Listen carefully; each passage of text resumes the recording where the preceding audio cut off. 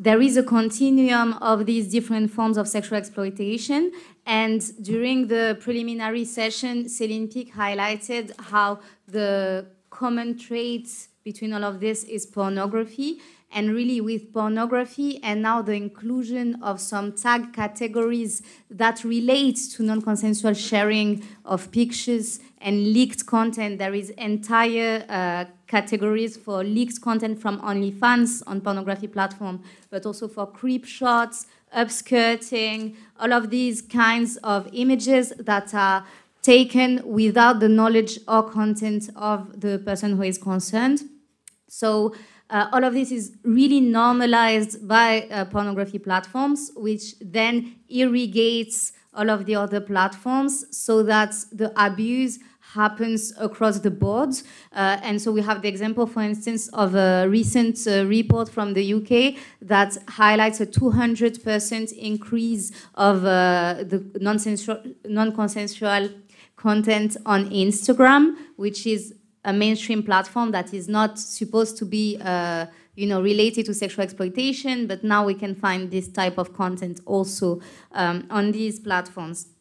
And so, Ruth, you work at the Sexual Exploitation Research Policy Institute, and you have issued several reports specifically on how commercial sexual exploitation is increasing thanks or through facilitated because of technology and digital platforms.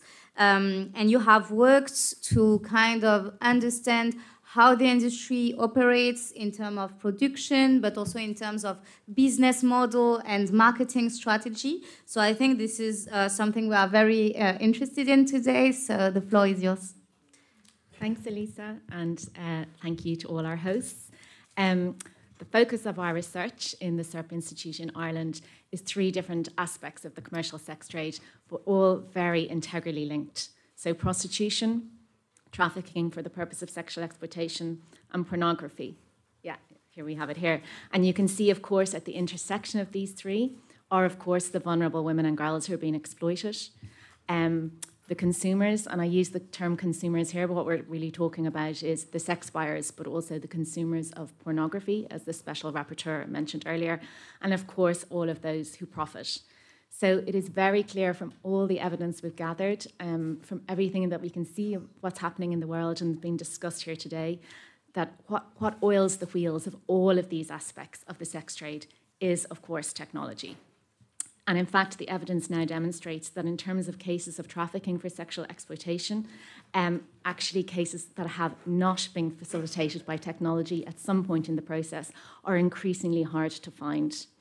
So I want you to imagine a vulnerable teenage girl who is contacted by a predator via her Instagram because the predator has spotted the vulnerability in the content of her posts. The grooming starts there and then reverts to a private messaging app like Snapchat or WhatsApp. The girl is offered an opportunity she cannot refuse, and she may even believe this man has fallen in love with her. She arrives at the pimp's, so she may feel that he's fallen in love with her. He uses a money transfer app to send her funds so that she can travel to be with him. She arrives at the pimp's location and is photographed almost immediately and advertised online. She will see her first sex buyer within a matter of hours. She is, of course, advertised as an independent escort, creating the illusion of freedom and of consent, but it is merely an illusion. From then on, her phone is used by the pimp to track and control her. He threatens to share her profile on the advertising website with her family members. Sometimes she is filmed. The pimp sets an account on a camming website where her filmed abuse is shared and sometimes live streamed. The content eventually ends up on Pornhub. Meanwhile, the money made by her pimp is laundered online via banking apps and the use of cryptocurrency. Even when she eventually escapes from his control, the recordings of her being violated remain online, probably forever. This is a fictionalized case, of course, but it really reflects the evidence that's emerging from the sex trade and what victims and survivors of sexual exploitation are telling us. That technology has been used to identify, to target, to recruit victims, to organise their travel and logistics, to control them, to advertise them, to generate pornography of their abuse, and to launder the profits online. One of our most recent studies in Ireland explores particularly the advertising of prostitution. Women are displayed on these dedicated advertising websites in Ireland in a very public way, using explicit photos that rarely conceal their identity, alongside a list of 15, 16 or more sex acts, many of them that are very harmful and degrading, that are supposedly the women's favourites to provide to sex buyers. It is notable that the women are advertised in this very explicit public way, while of course the sex buyers and the pimps and the traffickers who drive the trade use the online environment to remain anonymous and therefore protected.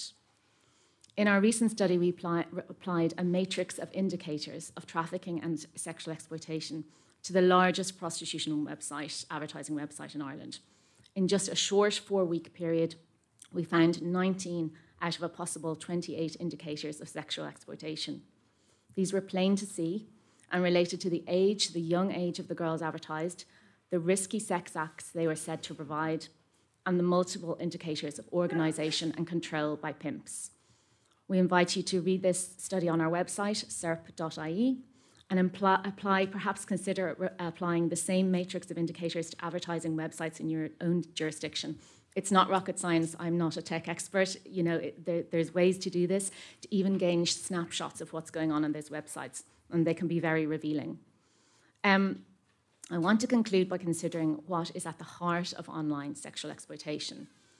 One very serious consequence of the way the sex trade takes advantage of all these online technologies, the old, the new, the emerging, is that essentially women and girls' bodies have become public property in the online world as well as offline. Explicit imagery and videos of women and girls has become public property through pornography production, through webcamming, through the non-consensual sharing of explicit photos and videos by angry or rejected former partners. Every minute of every day, such content is being sold, traded, and shared, all facilitated and hugely amplified and mainstreamed by the technology itself. A clear symptom of this is the deepfake tools that have been specifically created to objectify, to humiliate, and to violate women and girls by design, further reinforcing the sense of male sexual entitlement already made pervasive by pornography. Essentially, if you search online and the image or video of a woman or girl you want to see naked or engaged in sex acts is not available to you right now, you can simply create it, own it, and distribute it, often with impunity. So what can we do to address this issue and to make the online world a safer place for women and girls, if that is at all possible? At the end of last year, we published a study in Ireland on pornography and its links with violence against women and girls. This is the summary here. Again, you can find it on our website. And we concluded in that study that we need to take a kind of three-pronged approach, which we describe as discuss, educate, and bust. So the discuss is talking, as we're doing now, about these issues and really confronting them. And I think really confronting the hold that the sex trade has on all our lives and how it's influencing intimate relationships. And I think we can't shy away from these difficult discussions, and we can't shy away from the painful reality for women and girls. We need to educate. The Special Rapporteur raised this earlier, and there's many ways to do that. Sharing the evidence of the harms of the sex trade with young people and adults, with a focus on prevention to stop young girls being drawn into the future. And of course, most importantly of all, and I think a real focus of today, is to bust the business model. We have to dismantle the business model of this massive global industry that's making billions of euro while millions of women and girls suffer.